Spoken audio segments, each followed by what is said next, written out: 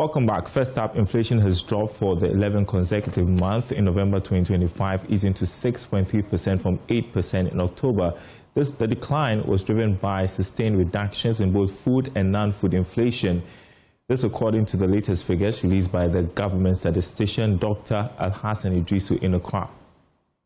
November 2025, Ghana recorded a year-on-year inflation rate of 6.3%. This marks the 11th consecutive month of decline in inflation and the lowest inflation rate since we did the rebasing in 2021. To put this in perspective, inflation was 23.8% in December 2024.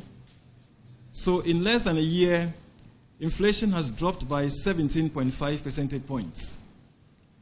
Month on month, inflation for November was 0.9%.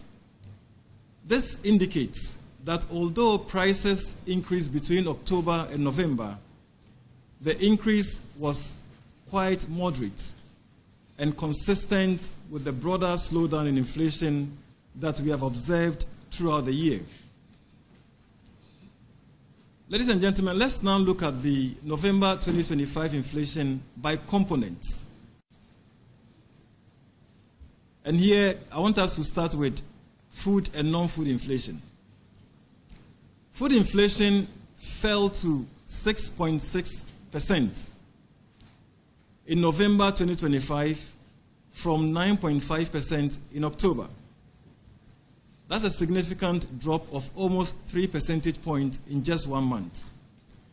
Given that food constitutes about 43% of the CPI basket, the reduction in food inflation offers a significant relief to households. On a month-on-month basis, however, food prices increased by 1.1% between October and November 2025. Now let's look at the disaggregation of food inflation. The key components or the subclasses of food in the CPI basket have all seen strong disinflation since April this year.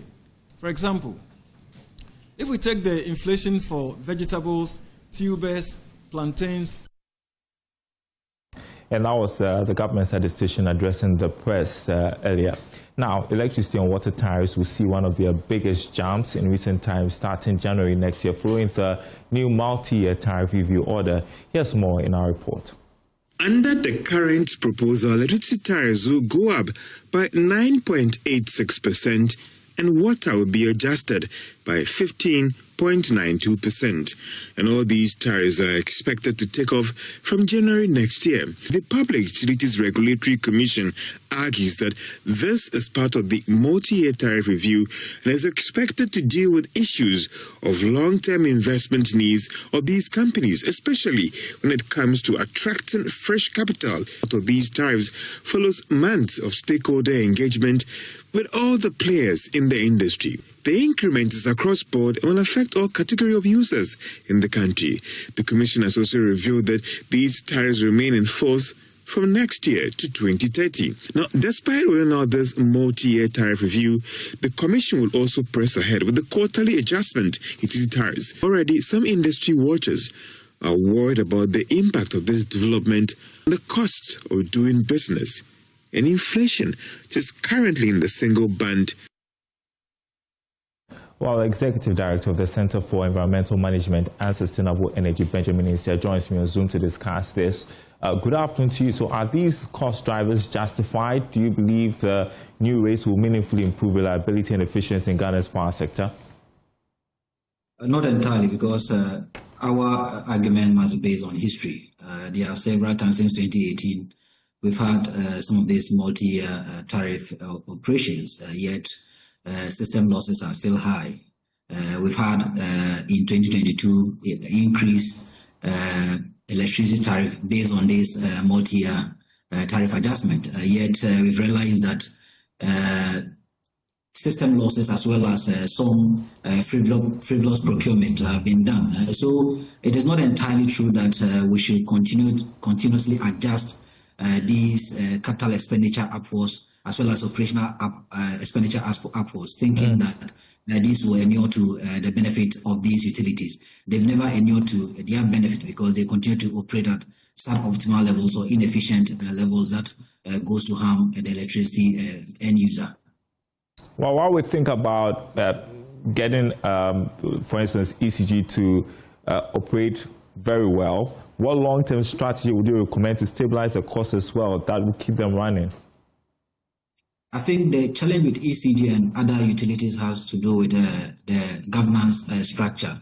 We have always argued that the time has come for us to relook at the governance structure, especially how some executive directors or chief executives are appointed to these institutions. Whenever there is a political factor in our appointment, normally it retires certain efficient and effective ways of governance, and that is what we've observed throughout these utilities. Because, for example, if you look at last year, most of the issues that came out from these utilities, from the PwC report, from KPMG report, from the Auditor General itself, goes to confirm our argument that the utilities have a governance structure challenge. And I think until we address these challenges, any upward adjustment will not resolve their numerous challenges they are facing now.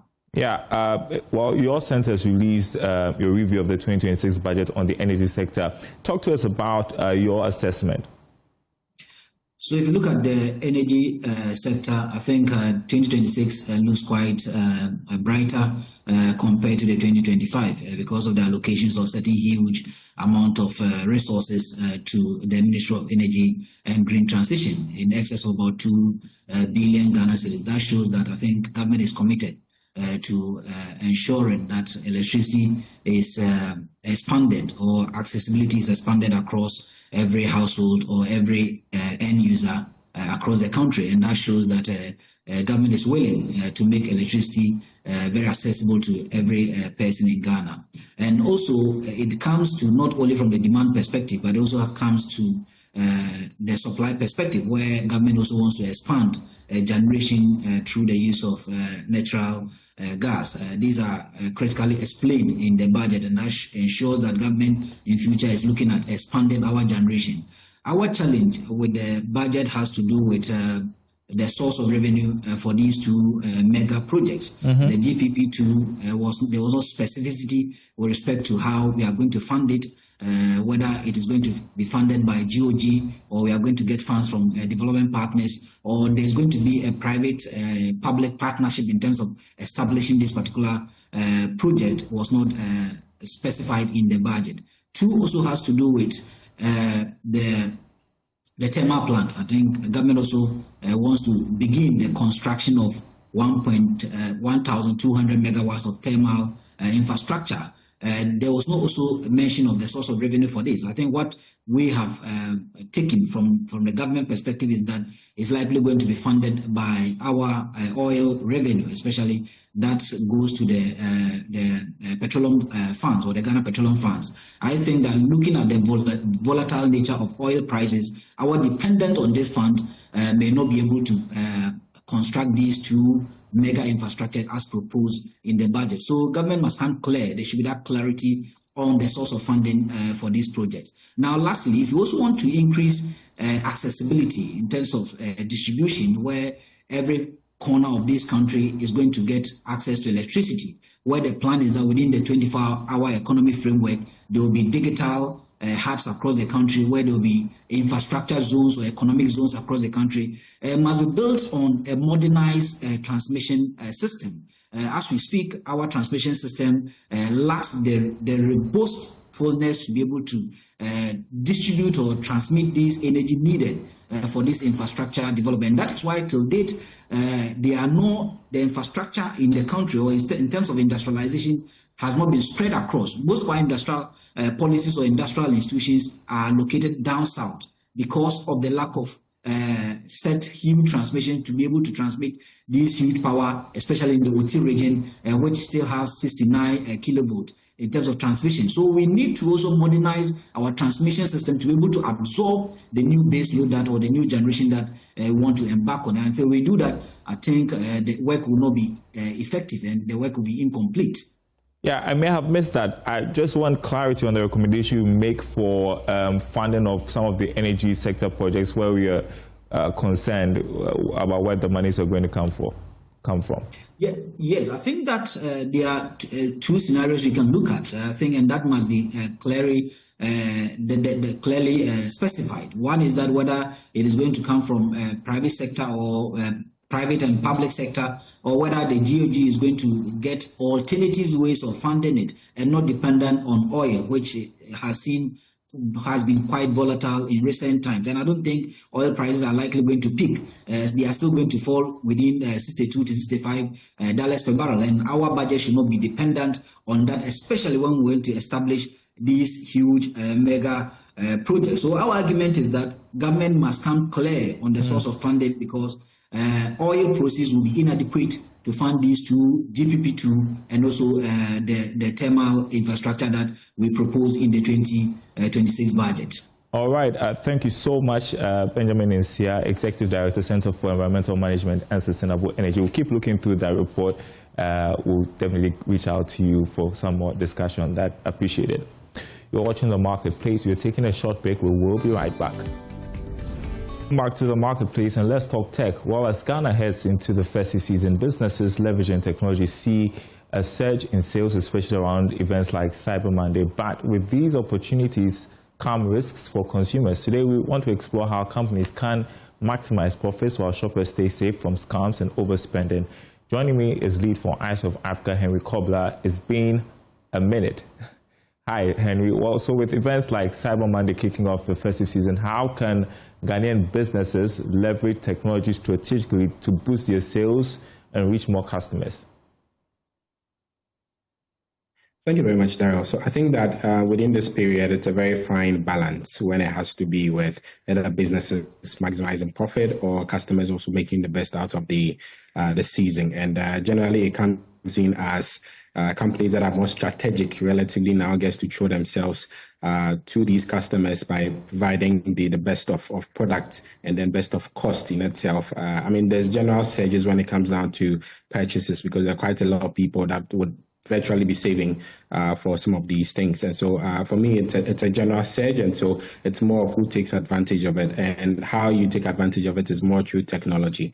And so it comes in as handy if you have to leverage technology using social media as a very simple best contact to be able to get to customers. And so it means that how best you're able to promote most of the products that you're willing to throw out to customers is going to be at a better advantage. For you. Again, you're also looking at leveraging on mobile money payments, which is going to be very effective, and being able to be smart enough to use POS machines to be able to get your payments coming through and quicker at the front, when you have quite a number of people queuing to make payments for you. Again, you're also looking at taking the seasons in terms of Black Fridays and Cyber Mondays or Christmas sales. I mean, it comes in very handy. I mean, if you tag them in that regard, you have a lot of customers coming in. But the most important one for me is going to be how you can leverage on AI. There are quite a number of tools that customers could really look at in terms of what are the trends, what are some of the products that people are buying. I mean, you can virtually list quite a number of products and see which one gets more sales and all of that, and then be able to leverage and strategically get to the pricing which you probably want to put out there. But for the customers, I might say that it comes in as a very important part where you have to be more careful, because there are quite a lot of fake websites that are going to also be wrapping in within this period. And so as much as you're looking at being able to buy quite a number of things, you should be looking out for even the regular sites you've been looking at buying from them. You should take a look at the URL again to be sure that you're on the exact same website which you consistently be buying stuff from. Secondly, make sure that whenever you're paying with your credit cards, it's very important that this gets to be more of a secure point, because there's a point where a lot of people actually collect a lot of data when it has to do with credit cards and debit cards within this period. And so much as you're paying within the clubs or fun points, you might be looking out for whether it's a proper POS that it's giving you receipts. Try and keep some of the receipts that you're making payments on, so that you can be able to track and chase where all these payments are sort of going on. For me, it's very important that you also look at not overspending within this period. Exactly. Because within this period is the time where you have to be thinking of managing your expenses and being able to save for the next month as well. So, I mean, generally, that's what I might say. Yeah, and well, final question, what can the tech companies do themselves to protect their consumers?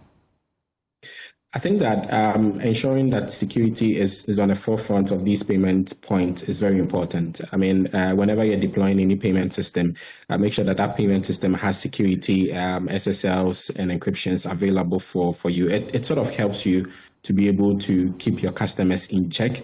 And again, I mean, like I had mentioned earlier, make sure that you're actually getting POS from merchants that are verified by Bank of Ghana and are able to have a proper trace whenever you have to get back to them whenever there are any issues as well. But within the fraternity of sales, I think that mounting online payments is one of the best things which you can probably do to be able to make sure that you're actually securing payments rather than doing payments on deliveries, which sometimes can be very tricky.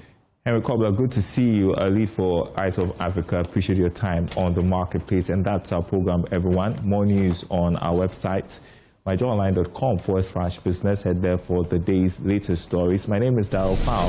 Thanks for watching. We will be back same time tomorrow.